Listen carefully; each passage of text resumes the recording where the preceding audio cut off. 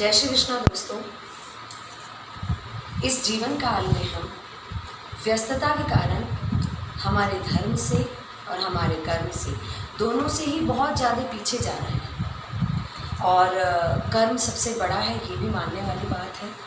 लेकिन इसी बीच में यदि हम थोड़ा समय निकाल कर किसी भी माध्यम से हमारे जो शास्त्र हैं, जो वेद हैं, जो ग्रंथ हैं, उनको अगर पढ़ें या सुने तो हमारे जीवन में संतोष और परमानंद की अनुभूति आपको अवश्य होगी। शांति तो अवश्य मिलेगी, जिसकी आवश्यकता अभी विश्व जगत को है। मैं कल्याणी शर्मा अपने धर्म पर अत्यधिक गौरवान्वित होते हुए कुछ जो हमारे विशेष ग्रंथ हैं, जैसे कि रामायण और महाभारत, तो उसमें से मैंने ये रामायण, पुरुषोत्तम मर्यादा पुरुषोत्तम राम का चरित्र, रामचरितमानस, इसका पाठन करूँगी और आप इसका श्रवण करिए। पुराने समय में ज्ञान अर्जित करने के लिए ग्रंथों, वेदों और उपनिषदों का प्रयोग किया जाता था। हमारे पास अभी पढ़ने के लिए इतना कुछ है, लेकिन साधन दूसरा है हमारे पास, तो हम इसी का उपयोग करके कथाओं का श्रवण कर सकते हैं। इसमें कोई बुराई नहीं है कि हम मोबाइल से सुन रहे हैं, तो आपके थोड़े महत्वपूर्ण समय में से यदि आप इसे सुने तो आपको धर्म की और आध्यात्म की अनुभूति होगी। मैं रामायण का जो शुरू के अध्याय हैं उन्हें ना पढ़कर शीघ्र ही, क्योंकि इनमें रामचरितमानस का वर्णन किया गया है, राम के चरित्र का वर्णन किया गया है, उन पृष्ठों को छोड़ते हुए सदैव 2 पृष्ठों का अध्ययन करूँ, आपको सुनाऊंगी और आपको श्रवण करना है। मैं सीधे ही राम के जन्म से कथा का आरंभ करती हूँ, ताकि आपका समय भी बचे और आपको इस कहानी का अनुभूति हो। बड़े बुजुर्ग सभी इसका श्रवण करें। अवधी भाषा में है, यदि मेरे से कहीं त्रुटि हो तो आप प्लीज़ उसे कमेंट बॉक्स में लिखकर मुझे बताएं। आशा है वो गुरु वशिष्ठ के सामने रख रहे हैं। सुनिए। अवधपुरी रघुकुल मणि राव, वेद विदित तहि दशरथ नाव, धर्म धुरंधर गुण निधि ज्ञानी, हृदय भगति मति सारंग पानी। अर्थात अवधपुरी में रघुकुल शिरोमणि दशरथ नाम के राजा हुए थे, जिनका नाम वेदों में विख्यात है। वे धर्म धुरंधर, गुणों के भंडार और ज्ञानी थे। उनके हृदय में सारंग धनुष धारण करने वाले भगवान की शक्ति थी और भक्ति थी, और उनकी बुद्धि भी उन्हीं में लगी रहती थी। मतलब धनुष धारण किए हुए प्रभु का वो वंदना किया करते थे और उन्हीं के चरणों में उनका ध्यान सदैव लगा रहता था। कौशल्या आदि नारी प्रिय सब आचरण, पुनित पति अनुकूल, प्रेम दृढ़ हरिपद कमल विनित। उनकी कौशल्या आदि प्रिय रानियां सभी पवित्र आचरण वाली थी, मतलब वो देवियां थी। वे बड़ी विनित और पति के अनुकूल चलने वाली थी। श्री हरि के चरण कमलों में उनका दृढ़ प्रेम था। विष्णु की भक्त थी वो।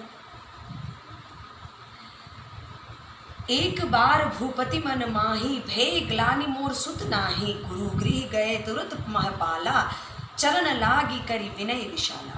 एक बार राजा के मन में बड़ी ग्लानि हुई, अर्थात क्षोभ हुआ, दुख हुआ कि मेरे कोई पुत्र नहीं है। राजा तुरंत ही गुरु के घर गए और चरणों में प्रणाम करे और बहुत विनय किया।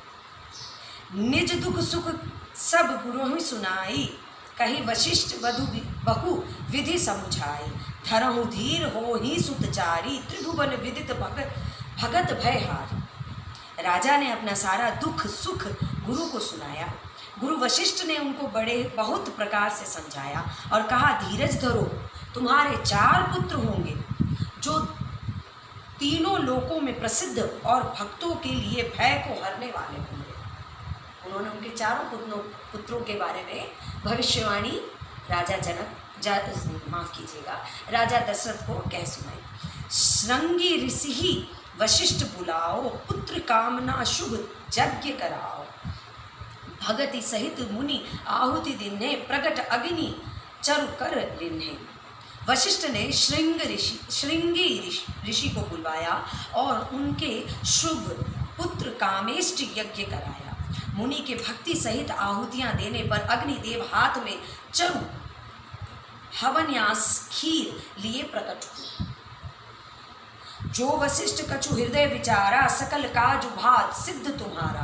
यह हबी बाँट देहु निपजाई, जथा जोग जहि भाग बनाई। और दशरथ बोले, वशिष्ठ ने हृदय में जो कुछ विचार था तुम्हारा, वह सब काम सिद्ध हो गया है। हे राजन, अब तुम जाकर यह हविष्यान्न यानी पायस खीर, जिसको जैसा उचित हो वैसा भाग बांट कर दो। जब उन्होंने यज्ञ हवन कराया पुत्र कामना के लिए, तो अग्निदेव प्रकट हुए अपने हाथों में कलश लेकर, और कलश के अंदर खीर था। राजा को वशिष्ठ ने सभी यज्ञ की सफलता का कारण बताते हुए कहा कि तुम्हारा यज्ञ सफल हो चुका है, अब इस खीर को ले जाओ और अपनी पत्नियों में बांट दो, तुम्हारी जो इच्छा हो उस प्रकार से इसे बांट दो।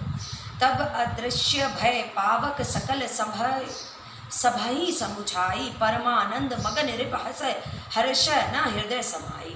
तदंतर अग्निदेव सारी सभा को समझाकर अंतर ध्यान हो गए। राजा परमानंद में मग्न हो गए, उनके हृदय में हर्ष समाता न था। ये प्रथम पृष्ठ का मैंने समापन कर दिया है। द्वितीय पृष्ठ का पहला दोहा मैंने पढ़ लिया है और आपको समझा दिया है।